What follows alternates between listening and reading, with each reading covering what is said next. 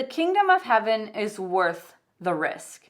I'm Amy from the Lakes, and today we're taking a look at Matthew chapter 13. And this chapter is just chock full of awesome parables of Jesus.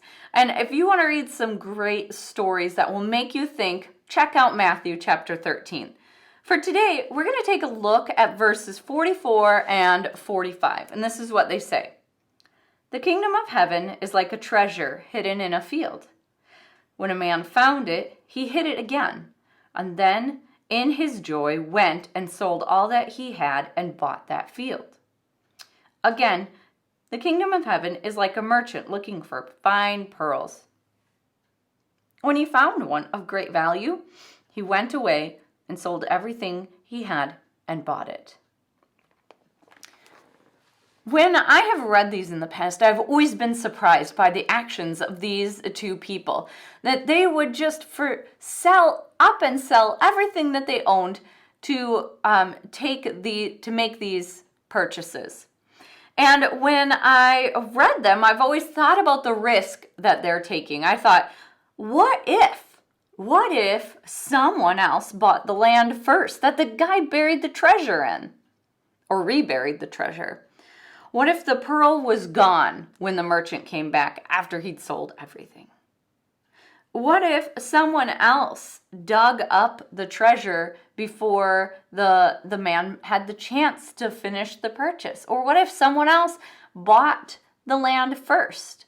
All of these things were running through my brain as I've read this in the past, thinking these guys were taking an incredible risk by selling everything that they had. But in thinking that way, I have overlooked the most important part of the story, and it shows up in verse 44, and it says this: Then in his joy he went. In his joy.